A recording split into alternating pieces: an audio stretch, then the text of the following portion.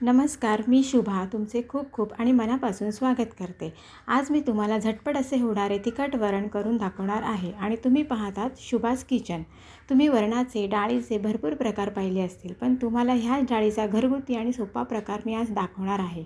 या डाळीची फोडणी करण्याचे प्रकार, साधी, सोपी आणि चवीला चवदार असणारी पद्धत आज आपण पाहणार आहोत.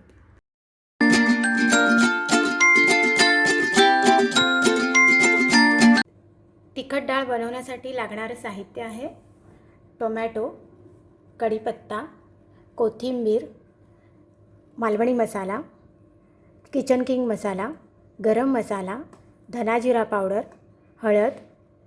ही मी इथे लसूण बारीक चिरून घेतली आहे, कांदा, हिरवी मिरची, ओलं खोबरं आणि तुरीची डाळ आणि मुगाची डाळ ही समप्रमाणामध्ये मी घेतलेली आहे.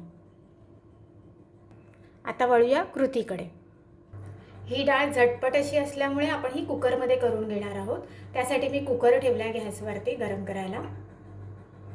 कुकर गरम झाला आहे, त्यामध्ये तेल घालून घेऊया थोडं.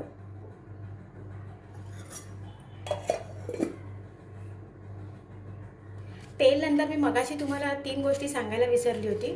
सगळ्यात पहिलं म्हणजे त्यामध्ये आपण मोहरी घालणार आहोत. मोहरी, जिरं आणि हिंग हे 3 विसरून गेले होते, ते पण आपल्याला सुरुवातीला फोडणीला घालायचे आहेत. आता आपण थोडी मोहरी घालून घेऊया. मोहरी जरा तडतडली ना का मग आपण जिरं आणि हिंग घालणार आहोत. आता आपण त्यामध्ये जिरं घालणार आहोत.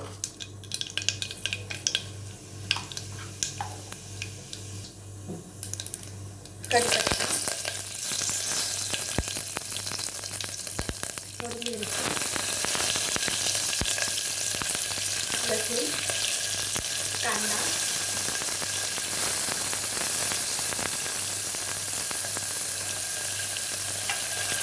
त्याबरोबर हिंग सुद्धा घालूया. आता थोडं हिंग जर डायरेक्ट टाकला ना तर तो करपतो, म्हणून थोडा कांदा वगैरे घालून झाल्याच्या नंतर घालायचा हिंग.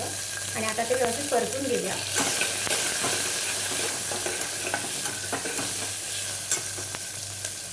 आता त्यामध्ये ह्या डाळी घालून घेऊया.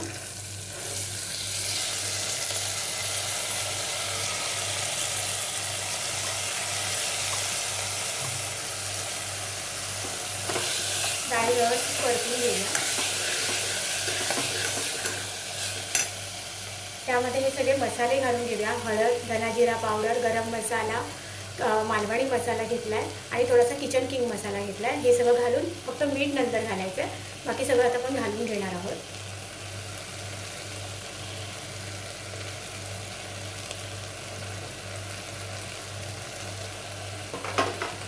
हे सगळं परतून घेऊया. आता त्यामध्ये टोमॅटो घालूया आणि ओलं खोबरं मी थोडं आत्ता घालते. थोडं आपलं शिटी काढून झाल्याच्या नंतर मी थोडं घालणार आहे.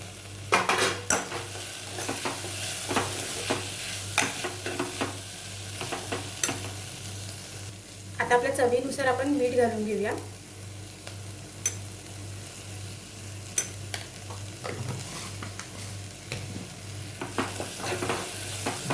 आणि आता आपल्याला जितकी डाळ घट्ट पाहिजे तितके पाणी ओतून घेऊया त्यामध्ये.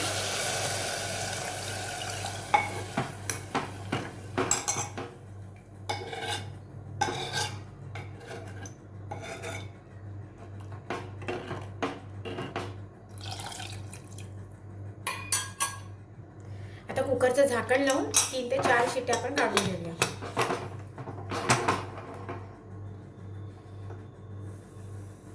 कुकर थंड झालाय, आता उघडून बघूया आपण.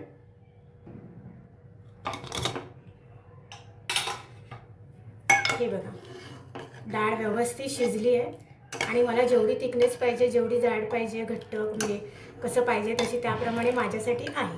तुम्हाला जर अजून पातळ हवी असेल तर त्यामध्ये थोडं गरम पाणी घाला, थंड पाणी घालू नका.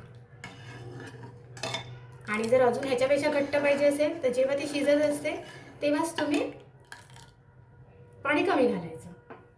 आता यामध्ये मी थोडीशी कोथिंबीर घालून देते आणि थोडंसं ओलं खोबरं.